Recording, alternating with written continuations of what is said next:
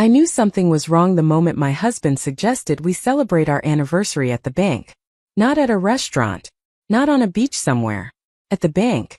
To update our joint account paperwork, he said. Just a formality, he said. Nothing to worry about, he said. I should have trusted my instincts right then. But after 19 years of marriage, you want to believe the best in someone. You want to think that the man who held your hand through your father's funeral and stayed up all night when your son had pneumonia is still that same person. You want to ignore the small voice in your head that whispers, something is very, very wrong here.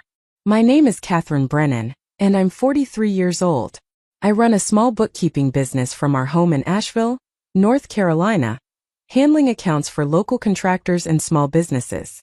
It's not glamorous work, but it's steady, and it allows me to be present for our 16-year-old son, Lucas. My husband, Richard, works in commercial real estate development. At least, that's what he's always told me. He travels frequently, closes big deals, brings home a comfortable income. We live in a nice house in a good neighborhood. On paper, we're the picture of suburban success. But that morning, as Richard poured his coffee and casually mentioned stopping by the bank during our anniversary lunch, something in his tone made my stomach tighten. There was a careful quality to his voice, like he was reading from a script he'd rehearsed. Why do we need to update the paperwork? I asked, watching him over the rim of my own coffee mug. Oh, you know how banks are, he said with that easy smile I'd fallen in love with 2 decades ago. New regulations, updated beneficiary forms, all that administrative nonsense. Better to handle it now than deal with complications later. Later. The word hung in the air between us. Later when what? When one of us dies. When something goes wrong. The phrasing felt ominous, though I couldn't articulate why. Before we jump back in, tell us where you're tuning in from. And if this story touches you, make sure you're subscribed, because tomorrow, I've saved something extra special for you. That afternoon, we drove to the bank in separate cars. Richard had a property showing afterward, he explained, and I needed to pick up Lucas from soccer practice. It made sense. Everything Richard suggested always made sense on the surface. That was part of the problem. The bank manager, a pleasant woman named Gloria whom I'd never met before, greeted us warmly and ushered us into a private office. She laid out several documents on her desk, pointing to signature lines with a manicured finger. Just standard updates, she said, echoing Richard's earlier words. We're consolidating some accounts, streamlining the beneficiary designations, making everything more efficient. I picked up the first document and started reading. Richard's hand immediately covered mine. Honey, we don't need to read through every word. Gloria's walked us through everything. It's just signatures. But I've been doing bookkeeping for 15 years. Reading financial documents isn't just part of my job, it's my superpower. And something about these papers made my professional instincts scream. I'd like to read them anyway, I said quietly, pulling my hand away from his. I saw something flicker across Richard's face. Annoyance? Anxiety? It was gone so quickly I might have imagined it. But Gloria's smile tightened slightly, and she exchanged a glance with my husband that I definitely didn't imagine. The first document was straightforward enough. Updating our mailing address for statements, which we changed 6 months ago when we refinanced the house. The second document made me pause. It was transferring signatory authority on our primary savings account, the one where we kept our emergency fund and Lucas's college money. According to the paperwork, I was being removed as a co-owner and changed to an authorized user. What's the difference? I asked, looking up at Richard. No practical difference, he said quickly. It's just a technicality for tax purposes. Gloria explained it all before you arrived. But I knew there was a difference. A big one. As a co-owner, I had equal rights to the account. As an authorized user, Richard could revoke my access at any time. He would have sole control. I don't understand why we need to change this, I said, setting down the pen. Our current arrangement has worked fine for 19 years. Richard's jaw tightened almost imperceptibly. Catherine, you're making this more complicated than it needs to be. We're trying to protect our assets, create cleaner estate planning. This is what our financial advisor recommended. What financial advisor? We don't have a financial advisor. The silence that followed was heavy with something I couldn't quite name. Richard and Gloria exchanged another look, and I realized with a cold certainty that they'd had conversations about my accounts, my money, my financial life, without me present. "I'm not signing this," I said, pushing the papers back across the desk. Richard's expression hardened. "Catherine, don't be difficult. This is for our family's benefit. Then you won't mind if I have my own attorney review these documents first, just to make sure I understand all the implications." I watched my husband's face cycle through several emotions: frustration, calculation, and finally, a forced calm that was somehow more unsettling than anger would have been. "Of course," he said through a smile that didn't reach his eyes. "Take all the time you need. We can reschedule when you're more comfortable." As we left the bank, Richard kissed my cheek and headed to his supposed property showing. I sat in my car for a long moment, staring at the copies of the documents Gloria had given me, my hands trembling slightly on the steering wheel. Something was very wrong, and for the first time in our marriage I was going to find out what. I didn't go straight home. Instead, I drove to the public library downtown and found a quiet corner table far from the circulation desk. I spread out the bank documents and read through them carefully, line by line, the way I would review a client's books when something didn't add up. The more I read, the worse it got. The changes weren't just about signatory authority. There were references to other accounts I didn't recognize, routing numbers for banks we didn't use, beneficiary designations that listed Richard's sister, whom I barely spoke to, as a secondary on accounts I thought were jointly held.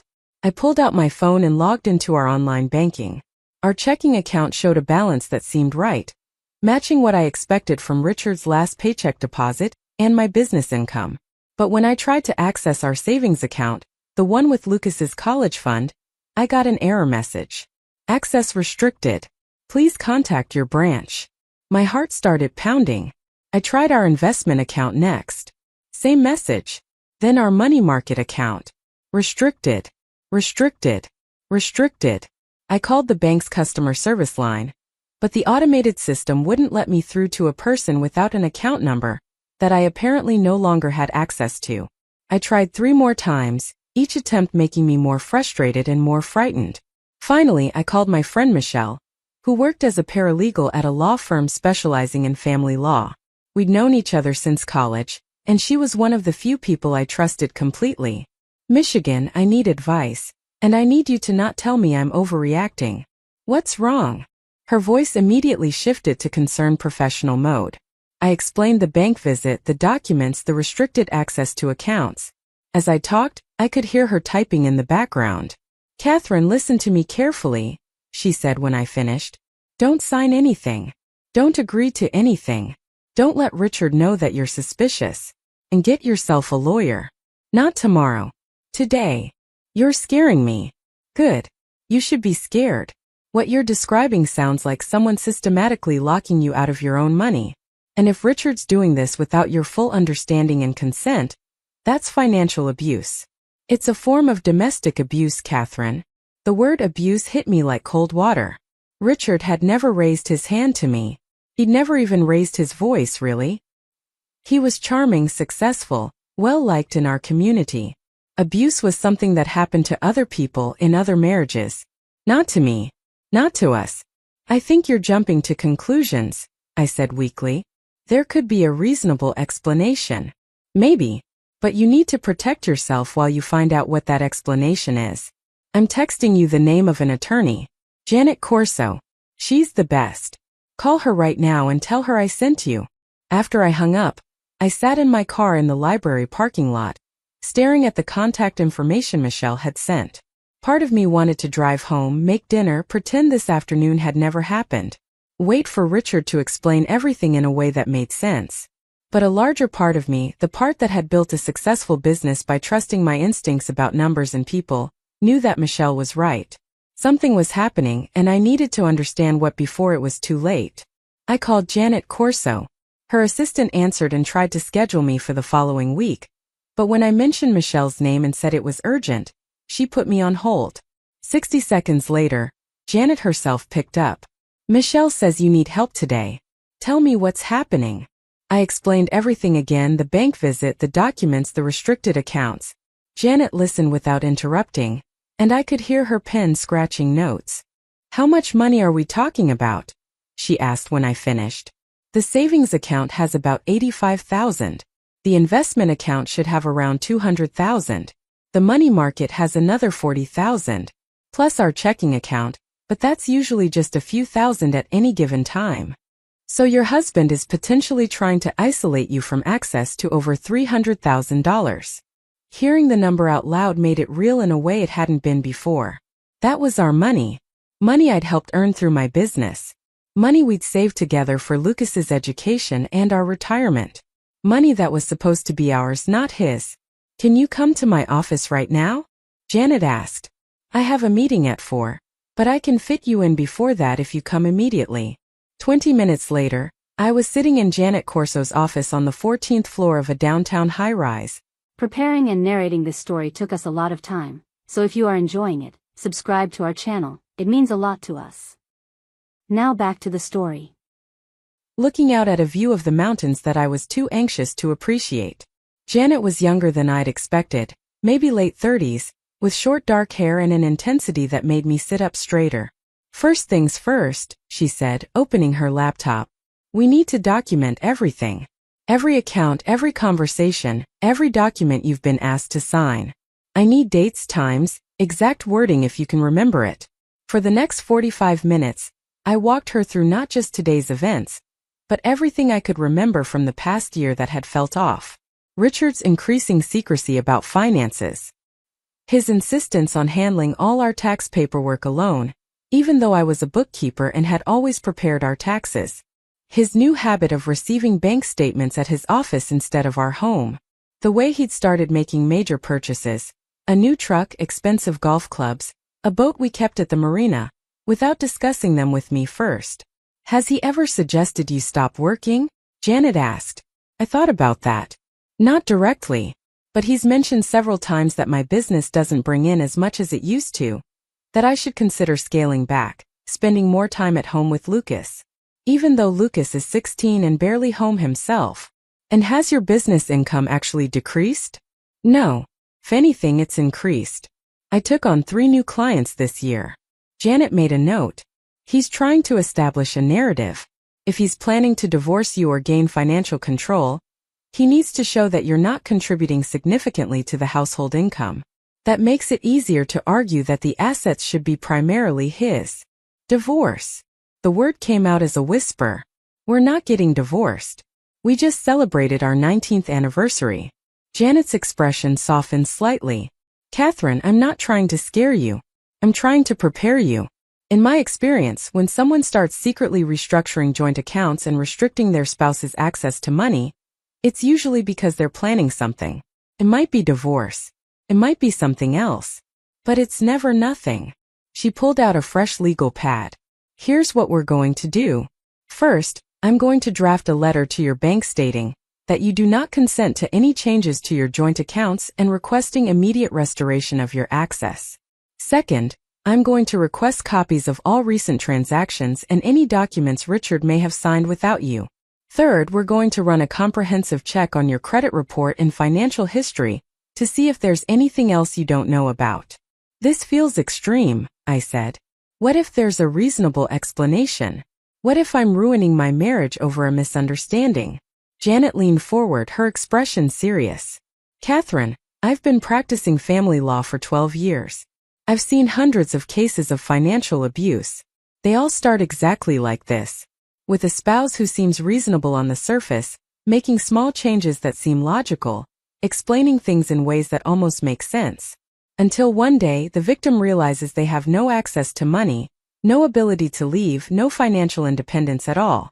Don't let Richard's charm or your history together blind you to what might be happening right now. I felt tears burning behind my eyes. I love him. I've loved him for 20 years. I know. And maybe there is a reasonable explanation. Maybe this is all a misunderstanding. But you need to protect yourself while you find out. Love doesn't require you to be financially vulnerable. Love doesn't ask you to sign away your access to your own money without fully understanding why. I left Janet's office with a folder full of documents to review and a plan of action that felt both necessary and terrifying. As I drove home, I kept replaying the afternoon in my mind, looking for the moment when my comfortable, predictable life had shifted into something unrecognizable. Lucas was already home when I walked in, sprawled on the couch with his laptop, supposedly doing homework but probably watching videos. "Hey Mom, how was the anniversary lunch?" I'd completely forgotten that's what today was supposed to be. An anniversary celebration. Instead, it had been the day I discovered I might not know my husband at all. "It was fine, honey. Where's your father?" "Still at work, I guess. He texted that he'd be late. Something about a deal closing." I went to the kitchen and started preparing dinner mechanically, my mind elsewhere. I thought about the years of marriage, the life we'd built together. Richard proposing on a beach in Hilton Head. Our small wedding with just family and close friends. The day Lucas was born, and how Richard had cried when he held him for the first time. Buying this house. Building our life. Had any of it been real? Or had I been living in a carefully constructed illusion? My phone buzzed with a text from Richard. "Running late. Don't wait up. Love you." I stared at those two words, "love you," and wondered if they meant anything at all. That night, after Lucas went to bed, I did something I'd never done in 19 years of marriage. I went into Richard's home office and started looking through his papers. The office was Richard's domain, always kept locked when he wasn't there. But I'd seen where he kept the key, in a fake rock in the landscaping by our front door. He thought I didn't know about it. He was wrong. My hands shook as I unlocked the door and stepped inside. The office was neat, organized, professional. Exactly what you'd expect from a successful real estate developer. I sat down at his desk and opened the first drawer. Tax returns neatly filed. Client contracts. Property listings. Everything looked legitimate, normal. But I kept searching, driven by an instinct I couldn't name. In the bottom drawer, hidden under a stack of old property surveys, I found a second phone. Not Richard's regular iPhone, but a cheap prepaid flip phone that looked like something from a spy movie. My heart pounding, I opened it. There were text messages, dozens of them, to and from numbers I didn't recognize. I scrolled through them, my breath coming faster with each new screen. Meeting confirmed for Friday. Bring the documentation. The wife doesn't suspect anything. Moving forward as planned. Account transfer complete. Remaining balance secure. I felt like I was falling, like the floor had dropped out from under me. This wasn't about updating bank paperwork. This wasn't about estate planning. Richard was planning something, and he'd been planning it for a while. I took photos of every text message with my own phone, my hands shaking so badly I had to take some of them twice. Then I carefully replaced everything exactly as I'd found it, locked the office and put the key back in the fake rock. In my own bedroom, in the house I'd thought of as my home, I lay awake all night, staring at the ceiling and wondering who the man sleeping next to me really was. The next morning, Richard was cheerful at breakfast, chatting with Lucas about an upcoming basketball game, asking me about my day's schedule. He was the same husband he'd always been, attentive, pleasant, normal. But now I was watching him differently, seeing the performance underneath the familiar gestures. "I've been thinking about the bank paperwork," he said casually as he poured coffee. "I know it made you uncomfortable yesterday. Maybe we should have our accountant explain the tax benefits more clearly. Would that help?"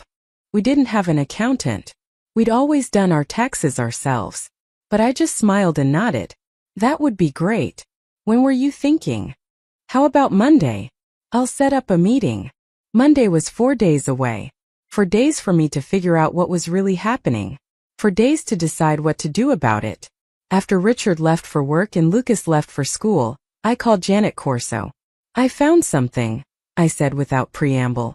"A burner phone. Text messages about moving money, about me not suspecting anything." "Janet, what is he planning?" "Send me photos of everything you found." "And Catherine? Be very careful. If Richard realizes you know something's wrong, he might accelerate whatever he's planning." I spent the morning working on client books, trying to focus on normal tasks while my mind raced with questions. Around noon, my phone rang with a number I didn't recognize. "Mrs. Brennan? This is Detective Marcus Webb with the Asheville Police Department Financial Crimes Unit. I need to speak with you about your husband, Richard Brennan. How soon can you come to the station?" My blood turned to ice. What is this about? I'd rather discuss it in person. "But Mrs. Brennan, I need you to understand that you're not in any trouble. We just need information that might help us with an ongoing investigation. An investigation into my husband?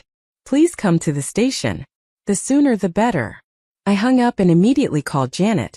The police just called. They want to talk to me about Richard. Don't go alone. I'm coming with you. Meet me at the station in 1 hour. The police station was nothing like I'd imagined from watching crime shows. It was bureaucratic and beige, smelling faintly of coffee and industrial cleaner. Detective Webb met us in the lobby, a man in his 50s with salt and pepper hair and tired eyes that had seen too much. He led us to a conference room and gestured for us to sit. Then he opened a folder and spread several photographs across the table. Do you recognize any of these people? He asked. I looked at the photos. They showed Richard in various locations, restaurants, coffee shops, what looked like a parking garage, always with the same man. A younger guy, maybe early 30s, wearing expensive suits. I've never seen him before. Who is he? Detective Webb leaned back in his chair. His name is Marcus Chun. He's a financial consultant with a very specialized practice. He helps wealthy individuals move money offshore, restructure assets to hide them from taxes or legal judgments, and create complex corporate entities designed to obscure ownership. I felt dizzy. I don't understand. Why would Richard need to hide money? We're not wealthy. We're comfortable, but... Mrs. Brennan, when was the last time you looked at your husband's business accounts? His real estate company's financial records? Richard handles all of that. I focus on my bookkeeping clients. And you've never wondered why a commercial real estate developer working primarily in North Carolina would need to make regular trips to the Cayman Islands? Or why he's incorporated shell companies in Delaware, Nevada, and Wyoming? The room seemed to tilt around me. I don't know what you're talking about. Detective Webb pulled out another document. Your husband has been under investigation for 14 months. We believe he's been running a real estate investment fraud scheme, convincing investors to put money into development projects that either don't exist or are vastly overvalued. We estimate he's defrauded investors of somewhere between $8 and $12 million. The number was so large it didn't feel real. $12 million. That was Hollywood money, lottery money, not suburban North Carolina life money. There must be a mistake, I heard myself saying. Richard wouldn't. He couldn't. We have bank records, Mrs. Brennan.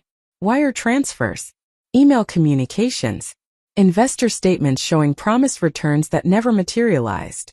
We have enough evidence to arrest your husband, but we're hoping you can help us locate where the money went. I looked at Janet, desperate for her to make sense of this. She was reading through the documents Webb had provided, her expression growing grimmer with each page. My client had no knowledge of any of this, Janet said firmly. She runs her own legitimate business and maintains separate finances. She's a victim here, not a co-conspirator. We believe that, Webb said, looking at me with something that might have been sympathy. But Mrs. Brennan, your husband has been systematically moving money for over 2 years. He's created a web of shell corporations and offshore accounts. And unfortunately, several of those accounts are in your name. The words didn't make sense. In my name? That's impossible. I never signed anything. Are you sure about that? Webb asked gently. Think about the past few years. Has your husband ever asked you to sign documents without explaining them fully? Tax forms? Business paperwork? Anything that seemed routine at the time? I thought back. The tax returns Richard had me sign electronically last year, saying it was easier than paper filing. The business documents he brought home from the office, needing my signature as a spouse for some kind of certification. The insurance forms. The investment paperwork. Oh God, the investment paperwork. There was something, I said slowly. About 6 months ago, Richard said he was setting up a retirement account through his business. He needed me to sign as a beneficiary, but it was so much paperwork and he said it was just standard legal language, so I just signed where he pointed. Webb nodded grimly. We found that account. It's registered in your name as the primary holder, with your signature on the opening documents. It received wire transfers totaling $2 million from 6 different investors. The money stayed in the account for less than 48 hours before being transferred to an offshore entity. $2 million. In my name. In an account I never knew existed.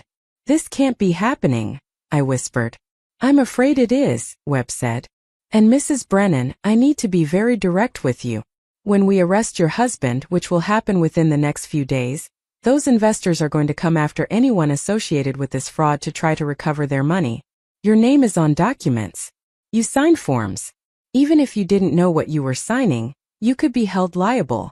The room felt like it was closing in on me. My husband was a criminal, a fraud. He'd used me to help steal millions of dollars from people, and now I was going to be punished for it. What do? I asked, looking between Janet and Detective Webb. How do I fix this? You cooperate fully with our investigation, Webb said. You provide us with any information you have about your husband's activities, his accounts, his business dealings. You demonstrate that you were an unwitting participant, not a willing accomplice. Janet put her hand on my arm. And you protect yourself, legally and financially. As of right now, Catherine, you need to assume that everything you thought you knew about your life is wrong. I drove home in a daze, Janet's words echoing in my head. Everything I thought I knew was wrong. My marriage was a lie. My husband was a criminal. My financial security was an illusion. Even my home might not really be mine if Richard had used it as collateral for his schemes. When I pulled into the driveway, Richard's truck was already there. He was home early, which never happened. My heart started racing as I walked through the door. He was sitting at the kitchen table, and I knew immediately that he knew. Maybe not that I'd been to the police station, but definitely that something had changed. We need to talk, he said. And with those 4 words, my old life ended and something new, something terrifying and uncertain began. I stood in the doorway of my own kitchen, suddenly feeling like an intruder in my own home. Richard's face was unreadable, but there was a tension in his shoulders I'd never seen before. He gestured to the chair across from him, and I sat down slowly, keeping the table between us like a barrier. Where were you this afternoon? He asked. His voice was calm, conversational even, but underneath it I could hear something sharp. Running errands. Why? You weren't at the library working like you usually do on Thursdays. My pulse quickened. How did he know I wasn't at the library? Had he driven by looking for me? Was he tracking me somehow? I had some personal business to attend to, I said carefully. Is that a problem? Richard studied me for a long moment, his fingers drumming once, twice on the table. Catherine, I think we both know something shifted yesterday at the bank. You've been different since then. Distant. Suspicious. Can you blame me? You tried to change our account structure without properly explaining why. You had conversations with the bank manager about my finances without me present. Our finances, he corrected. And I was trying to protect us. Protect our family. From what? The question hung in the air between us. I watched emotions flicker across his face. Calculation, frustration, and something else I couldn't quite identify. Fear maybe. From complications, he finally said. Catherine, my business is growing. I'm dealing with larger investors, bigger projects. There are liability issues, legal protections we need to put in place. Separating certain assets is standard practice in commercial real estate. It sounded reasonable. It almost made sense. But I'd spent the afternoon learning that my husband had stolen millions of dollars, that he'd created fake companies and offshore accounts, that he'd forged documents in my name. Nothing about our life was standard anymore. I want to see your business records, I said.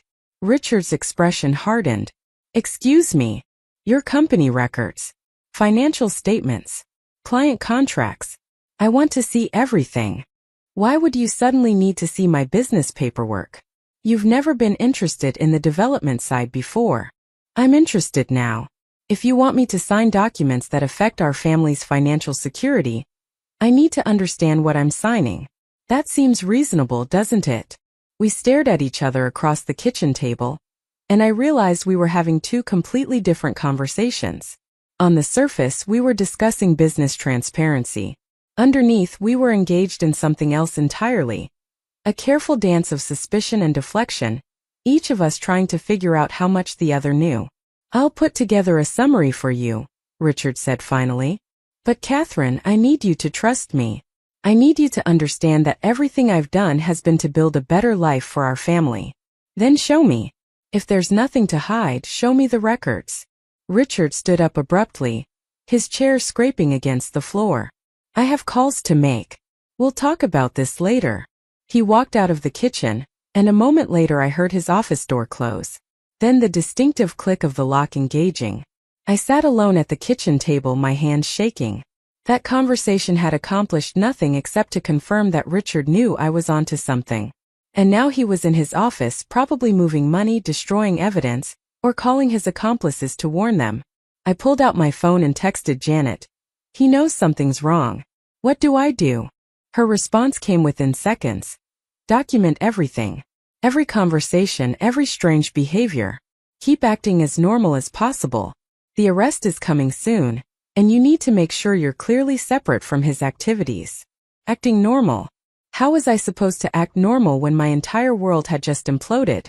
How was I supposed to make dinner and help Lucas with homework and pretend everything was fine when my husband was a criminal who'd used me to steal millions of dollars? But I did it anyway. I cooked pasta, Richard's favorite ironically.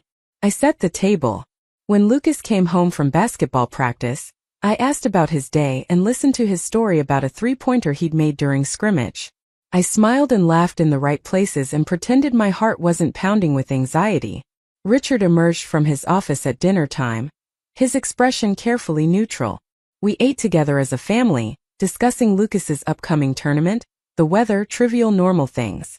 And the whole time I was watching Richard watch me, both of us performing normalcy while everything underneath was chaos. That night, after Lucas went to bed, I lay awake in the darkness while Richard slept beside me. Or pretended to sleep. I couldn't tell anymore what was real and what was performance. Around 2 in the morning I heard him get up.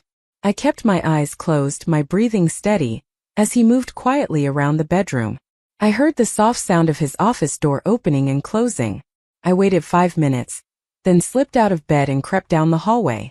A thin line of light showed under his office door. I pressed my ear against it, straining to hear. Richard's voice was low, urgent. Moving too fast. She's asking questions about the business records. I think she might know something. Silence while whoever was on the other end responded. No, there's no way she could have found out about the accounts. I've been too careful. But something spooked her at the bank yesterday. More silence. Friday? That's too soon. I need more time to secure everything. My heart was pounding so loud I was afraid he could hear it through the door. Fine. Friday. But if this blows up, it's on you. I heard movement and quickly retreated to the bedroom, sliding under the covers just as the office door opened. Richard came back to bed, and I felt the mattress shift as he lay down. I know you're awake, he said quietly. I froze, keeping my eyes closed, my breathing even. Catherine, I know you heard that conversation. We need to talk. Really talk. In the morning. I didn't respond, didn't move, barely breathed. After what felt like hours but was probably only minutes, I heard his breathing deepen and slow. This time he really was asleep. I lay there in the darkness, replaying his words. Friday. Something was happening Friday. Something he'd been planning. And whatever it was, he thought it was happening too soon now because I was asking questions. Friday was 2 days away. As soon as the first gray light of dawn filtered through our bedroom curtains, I got up and got dressed. Richard was still asleep, or pretending to be. I grabbed my purse and keys and left the house before he could wake up and ask where I was going. I drove straight to Janet's office, even though it was barely 6 in the morning. To my surprise, her car was already in the parking garage. I took the elevator to the 14th floor and found her office door unlocked, lights on, Janet herself sitting at her desk surrounded by folders and legal documents. You're here early, she said, looking up as I walked in. So are you. I've been here all night, actually. Catherine, sit down. We have a lot to discuss. She poured me coffee from a carafe on her desk, and I noticed her hands were shaking slightly. Whatever she discovered had shaken even her professional composure. I've been reviewing the documents Detective Webb provided, along with some additional research my investigator conducted. Catherine, this is worse than we thought. Much worse. How can it possibly be worse than my husband stealing $12 million? Because it's not 12 million. It's closer to 19 million. And the scheme has been running for almost 5 years, not 2. Your husband started small with legitimate real estate deals that actually existed. That's how he built credibility with investors. But for the past 3 years, he's been creating entirely fictional projects. Fake property listings, forged permits, fabricated construction timelines. He even created a network of fake subcontractors, shell companies he controls, to make it look like work was being done. I felt sick. How did no one notice? Because he's brilliant at what he does. He targeted investors who live out of state, people who wanted exposure to the North Carolina real estate market, but couldn't easily verify the projects. He provided regular updates, professional-looking progress reports, even staged photos of construction sites. And he was paying early investors returns using money from new investors. It's a classic Ponzi scheme, dressed up in real estate clothing. But Ponzi schemes always collapse. Everyone knows that. Yes, and your husband knew it too. That's what makes this particularly calculating. He's been preparing his exit strategy for at least a year. The offshore accounts, the shell companies, the systematic restructuring of your marital assets. He's been getting ready to disappear. The word hung in the air between us. Disappear. You think he's planning to run? I think he's planning to take the money and vanish, probably to a country without an extradition treaty with the United States. The Cayman Islands, maybe. Panama. Dubai. Somewhere he can live comfortably on $19 million, while his investors and his family deal with the aftermath. But what about Lucas? What about me? He wouldn't just abandon us. Janet's expression was pitying. Catherine, he's been systematically removing you from access to your own money. He tried to get you to sign documents that would have left you with nothing. He's been having secret conversations with offshore financial consultants. Everything he's done in the past year has been about separating himself from you financially and legally. I'm sorry, but yes, I think he absolutely would abandon you. I thought about the burner phone, the late-night conversation I'd overheard. Friday. Something was happening Friday. He's leaving this Friday, I said suddenly. I heard him on the phone last night. He was talking to someone about Friday being too soon, but he agreed to it anyway. That's when he's planning to run. Janet's eyes widened. Friday? That's 48 hours from now. She immediately picked up her phone and dialed. Detective Webb? It's Janet Corso. We have a timeline issue you need to know about. While Janet talked to the detective, I sat in her office and tried to process what my life had become. My husband wasn't just a criminal. He was planning to run away, to leave me and Lucas to face the consequences of his crimes, to leave us with nothing while he lived comfortably in some tropical paradise. How had I missed this? How had I lived with this man for 19 years, shared his bed, raised a child with him, and never seen what he really was? Janet hung up and turned back to me. Detective Webb is moving the arrest to tomorrow. They can't risk waiting until Friday. Richard will be taken into custody sometime Thursday afternoon. Tomorrow, I repeated numbly. My husband is going to be arrested tomorrow.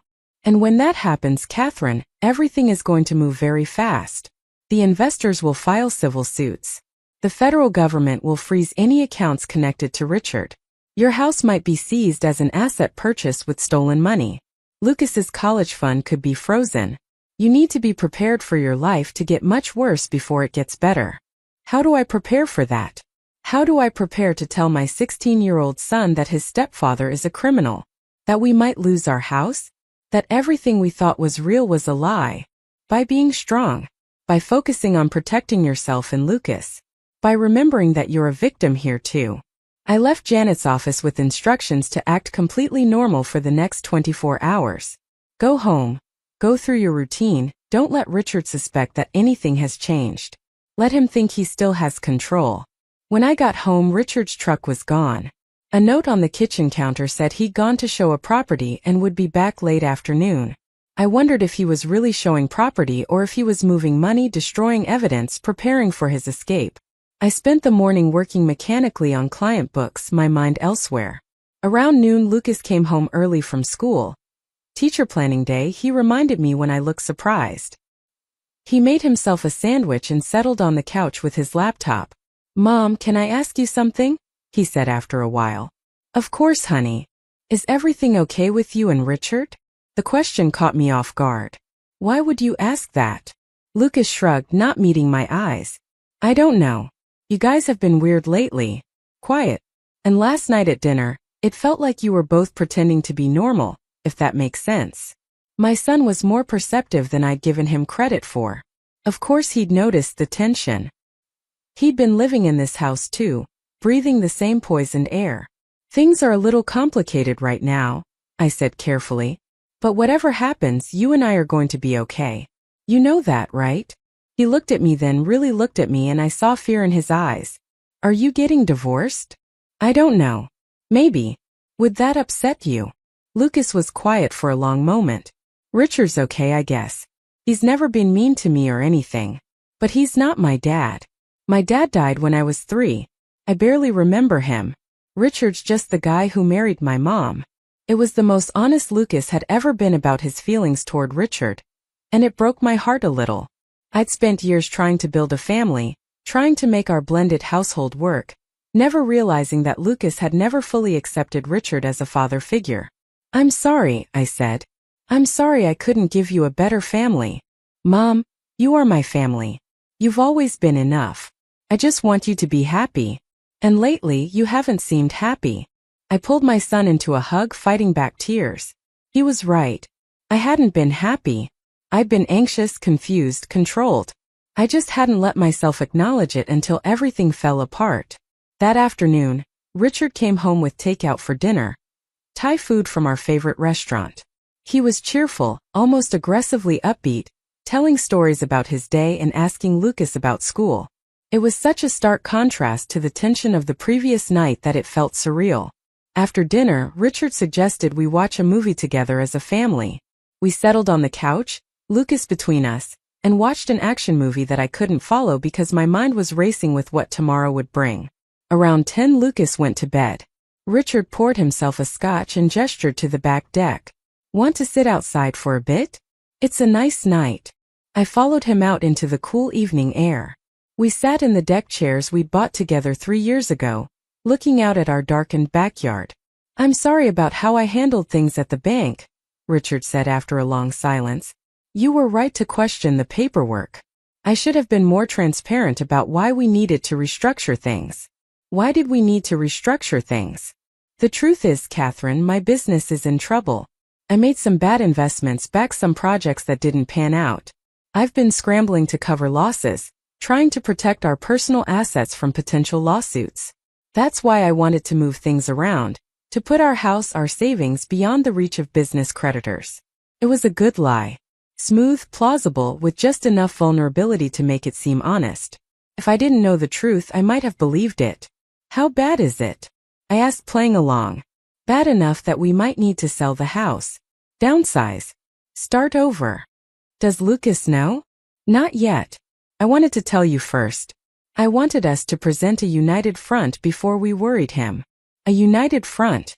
Even now, after everything, Richard was trying to manipulate me into being complicit in his lies. Trying to make me his partner in deception. When were you planning to tell me all this? I asked. This weekend. I wanted to have a clear picture of our options first. This weekend.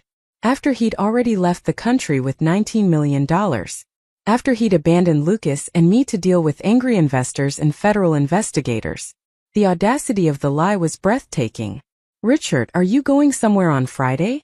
I watched his face carefully in the dim light from the house. Saw the flicker of surprise, quickly suppressed. Friday? No, why would I be going somewhere? I thought I heard you on the phone last night talking about Friday. You must have misheard. I have a property closing on Friday, but I'll be home Friday night. Why? Another lie delivered smoothly. And I realized something that should have been obvious before. Richard was good at this. The lying, the manipulation, the performance. He'd probably been doing it his entire life, with everyone he encountered. I wasn't special. I was just the latest person he'd fooled. No reason, I said. Just making sure I have our schedule straight. We sat in silence for a while longer, both of us pretending to enjoy the peaceful evening, both of us knowing it was all an act. Finally, Richard said he was tired and headed inside. I stayed on the deck for another hour, staring at the stars and wondering how I'd ended up here. My phone buzzed with a text from Janet. Tomorrow afternoon between 2 to 4. Detective Webb will call before. Stay somewhere public with Lucas when it happens. You don't want to be home. I went inside and locked up the house, checking doors and windows with a thoroughness I'd never felt necessary before. In our bedroom, Richard was already in bed, his back to me. I changed into pajamas and slid under the covers, maintaining the careful distance between us that had developed over the past few days. Catherine. His voice came out of the darkness. Yes. I do love you. You know that, right? Whatever happens, whatever you hear about me or my business, I need you to know that what we have is real. I lay there in the darkness, listening to my husband profess his love, knowing that in less than 24 hours he would be in handcuffs, knowing that everything he just said was another lie. I know, I said, because it was easier than the truth. Thursday morning dawned gray and drizzly, matching my mood. Richard was up early, more energetic than I'd seen him in weeks. He made pancakes for breakfast, humming while he cooked, acting like everything was perfectly normal. I have that property closing this afternoon, he said over breakfast. Should be home by 6 or so. Maybe we can go out to dinner? The three of us. Sure, I said. That sounds nice. Lucas left for school at 7:30. Richard left at 8, kissing me goodbye at the door like he always did. I watched his truck pull out of the driveway and wondered if that would be the last time I saw him as a free man. At 9 my phone rang. Detective Webb. Mrs. Brennan, we're executing the arrest warrant this afternoon at 2 o'clock. We'll be taking him into custody at his office. I wanted to give you advance notice so you could prepare. What should I do? Be somewhere public when it happens. Somewhere with your son if possible. The media will likely show up at your house once the arrest is made public. You don't want to be there alone. After I hung up, I called Lucas's school and signed him out early, claiming a family emergency. Not a lie technically. When he came out to the car, he looked worried. What's wrong? Is Grandma okay? My mother lived in Florida, and Lucas always worried about her. Grandma's fine. I just need you to be with me this afternoon. I'll explain everything soon. We drove to the mall, the most public space I could think of. We had lunch at the food court, and I made small talk with my son while watching the time creep toward 2 o'clock. At exactly 2:15 my phone rang. Janet. It's done. Richard has been arrested. Detective Webb said it went smoothly. He didn't resist or try to run. They're processing him now. I felt like I should feel something, relief, vindication, grief, but there was only numbness. What happens now? Now the circus begins. The arrest will be on the news within the hour. Investors will start coming forward. The federal government will begin asset forfeiture proceedings. Catherine, you need to brace yourself. This is going to get very public very fast. I looked at Lucas, who was scrolling through his phone, oblivious to the fact that his life had just changed forever. I have to tell him. Do you want me there when you do? No. This is something I need to do alone. I hung up and turned to my son. Lucas, I need to talk to you about something important. Something about Richard. He looked up from his phone, and I saw the exact moment when he realized something was seriously wrong. Mom, you're scaring me. What's going on? So I told him. I told him that Richard had been arrested for fraud, that he'd stolen millions of dollars from investors, that he'd been planning to leave the country and abandon us.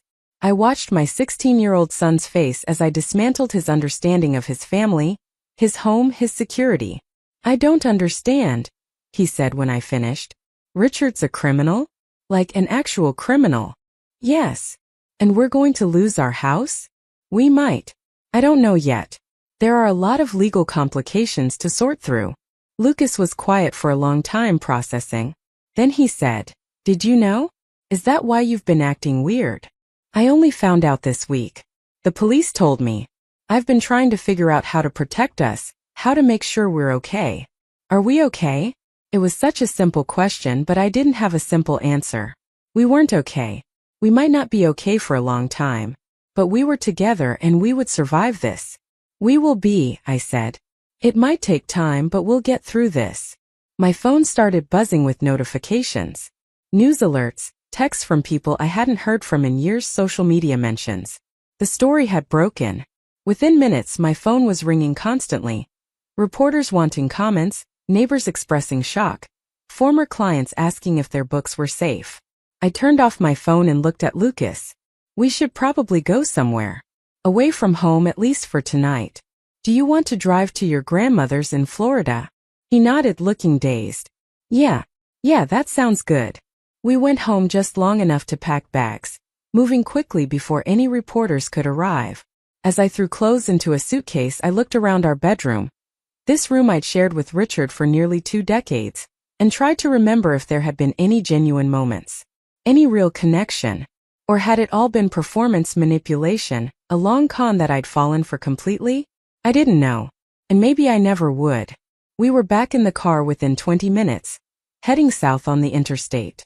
In the passenger seat, Lucas was silent, staring out the window at the passing landscape. I wanted to comfort him, to promise him that everything would be okay, but I wasn't sure I believed it myself. My phone, which I turned back on, rang. An unknown number. Against my better judgment, I answered. Mrs. Brennan? This is Amanda Keating. My husband and I invested $200,000 with your husband's company 3 years ago. Money we'd saved our entire lives for retirement. Money that's now gone. I need to know what you're going to do to help us get it back. Her voice was shaking with anger and grief, and I felt a wave of guilt even though I'd done nothing wrong. I'm so sorry for what happened to you, but I didn't know anything about my husband's business dealings. I'm a victim in this too. You lived in that house he bought with our money. You benefited from his crimes. You have to have some way to help us. I don't. I'm sorry. I truly am. But I can't help you. I hung up before she could respond. Within seconds, my phone rang again. Another investor. Then another. I turned off the phone and threw it in my purse. Were those the people Richard stole from?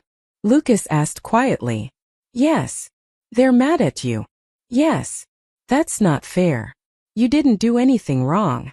I wish that were entirely true. I'd signed documents without reading them. I trusted when I should have questioned. I'd been willfully blind to signs that something was wrong. Maybe I hadn't committed crimes, but I wasn't completely innocent either. We drove in silence for a while, the sun setting behind us as we headed south. Finally, Lucas said, Mom, can I ask you something? Of course. Did Richard ever actually love us? Or was it all fake? It was the same question I'd been asking myself since this nightmare began, and I still didn't have an answer. I think he loved us in whatever way he was capable of loving anyone, I said carefully. But Richard isn't like other people. He doesn't think the way we think. He doesn't feel things the way we feel things. Love for him might have been something different than what we understand it to be. That's a really sad answer. I know. We stopped for the night at a hotel in Georgia, paying cash because I wasn't sure if our credit cards would still work. In our room, I tried calling Janet but got her voicemail. I tried Detective Webb with the same result. Everyone was dealing with the aftermath of Richard's arrest, and I was just one of many people affected. I turned on the television and immediately saw Richard's face on the news. The reporter was standing outside his office building, describing the arrest, listing the charges, interviewing shocked colleagues who couldn't believe Richard Brennan had done such things. He seemed so normal, one woman said. So trustworthy. How could someone like that be a criminal? That was the question everyone would be asking. How could a successful businessman, a devoted husband, a pillar of the community, be capable of such extensive fraud? The answer was simple, because none of it had been real. Richard Brennan, the person everyone thought they knew, had never existed. He'd been a carefully constructed character, designed to gain trust and exploit it. Lucas and I lay in our separate hotel beds, watching the news coverage in silence. At some point I heard him crying quietly. I went to his bed and held him, and he clung to me like he hadn't since he was a small child. I'm scared, he whispered. Me too, honey. Me too. The next morning I woke to find my phone, which I'd foolishly turned back on, filled with hundreds of messages. Most were from reporters, but there were also messages from friends, family, people I'd gone to high school with. Everyone wanted to know the same things. Had I known? Was I involved? How could I have not seen it? One message stood out from the rest.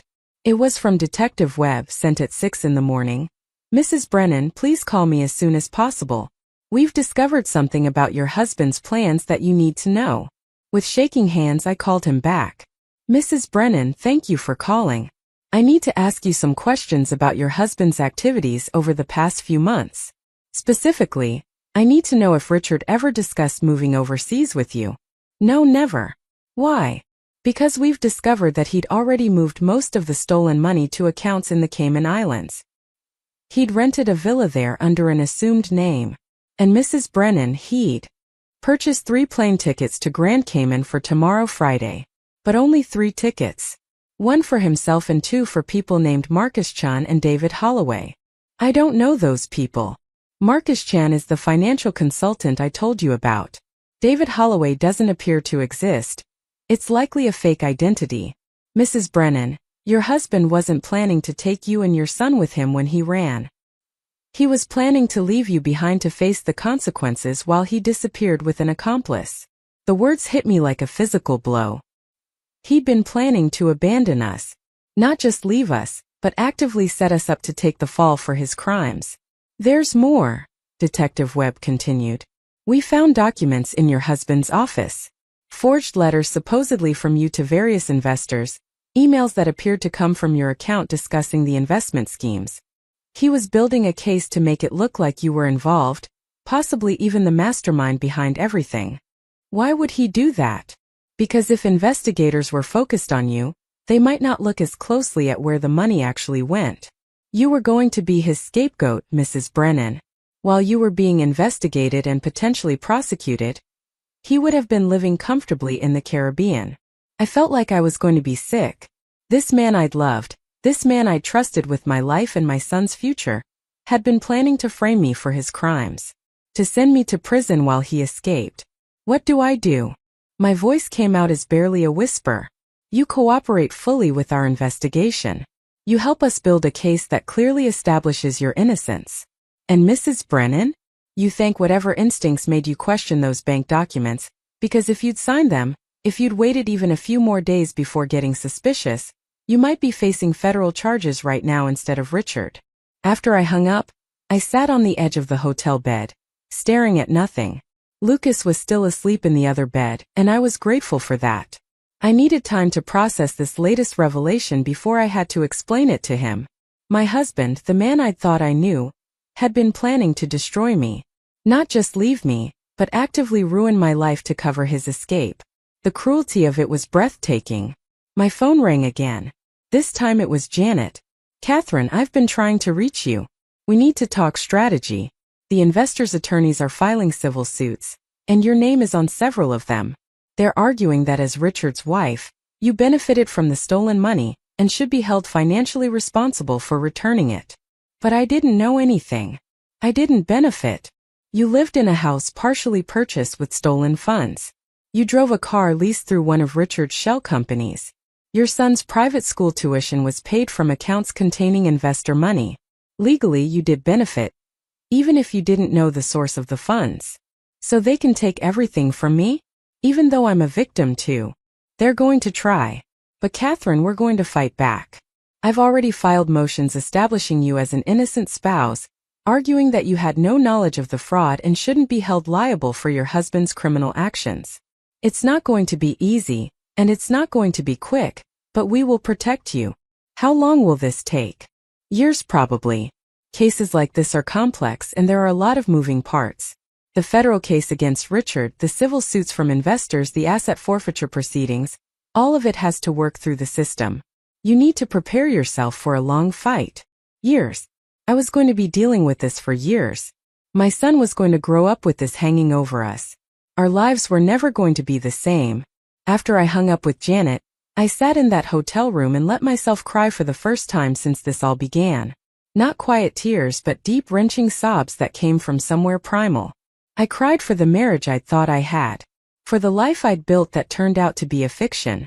For my son, who would carry the stigma of his stepfather's crimes into his adult life. For the woman I'd been just a week ago, who thought she understood her life. Lucas woke up and found me crying. Without a word, he came and sat next to me, putting his arm around my shoulders. We sat like that for a long time, mother and son holding each other while our world fell apart. Eventually, I pulled myself together. We checked out of the hotel and continued driving to Florida, to my mother's house, to the only refuge I could think of. As we drove, I made plans. I would cooperate with the investigation. I would fight the civil suits. I would protect my son and rebuild our lives. I would survive this because that's what survivors do. But I would never trust anyone completely again. Richard had taught me that lesson too well. 3 years later, I stood in a courtroom watching Richard receive his sentence. 22 years in federal prison for wire fraud, money laundering, and conspiracy. The judge's words echoed through the chamber, but I felt nothing. The man being led away in handcuffs was a stranger to me now. The civil suits had been settled 6 months earlier. Janet had successfully argued that I was an innocent spouse, that I'd been deceived and manipulated just like the investors. The court agreed. My house was sold to help repay victims, but I was allowed to keep my business assets and a small portion of our savings. It wasn't much, but it was enough to start over. Lucas and I had moved to a small apartment near my mother's place in Florida. He'd finished high school there, made new friends, applied to colleges using financial aid and scholarships since his college fund had been seized. He was stronger now, more resilient than I'd ever imagined a teenager could be. The investigators who Richard had supposedly hired never materialized. That had been another lie, another layer of his manipulation. He'd simply been so paranoid about being caught that he'd convinced himself I was suspicious, when in reality I'd been completely oblivious until that day at the bank.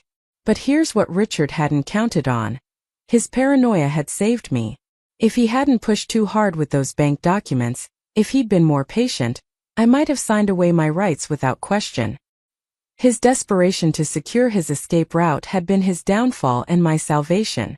I'd started volunteering at a legal aid clinic that helped victims of financial fraud.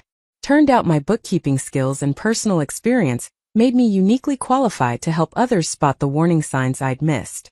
I'd helped dozens of people protect themselves from schemes similar to Richard's. Standing in that courthouse watching my former husband shuffle away in chains, I realized something important. He hadn't destroyed me. He tried, but I was still standing. Lucas was thriving. We'd survived. The prosecutor approached me after the sentencing. "Mrs. Brennan, your testimony was crucial to getting this conviction. Those investors got justice because you were brave enough to come forward." I nodded, accepting the compliment but not needing it. I hadn't testified for recognition. I'd testified because it was right, because staying silent would have made me complicit in Richard's lies. That evening, Lucas and I had dinner at a small restaurant near our apartment. Nothing fancy, nothing extravagant. Just a simple meal together, mother and son, building a life that was modest but honest. "Do you ever miss him?" Lucas asked. "I miss who I thought he was," I admitted. "But that person never existed. So no, I don't miss Richard. I miss the illusion." Lucas nodded, understanding in a way that broke my heart. No 16-year-old should have to develop that kind of wisdom. We drove home through warm Florida evening air. And I thought about the future. Lucas would go to college in the fall. I would keep building my business, keep helping fraud victims, keep moving forward. The past 3 years had been hell, but we'd made it through. Richard had tried to make me his victim, his scapegoat, his casualty. Instead, he'd made me stronger, more independent, more aware of my own worth. I was 46 years old, starting over with almost nothing. But I had my son, my integrity, and my freedom. And that was everything. Up next, you've got 2 more standout stories right on your screen. If this one hit the mark, you won't want to pass these up. Just click and check them out.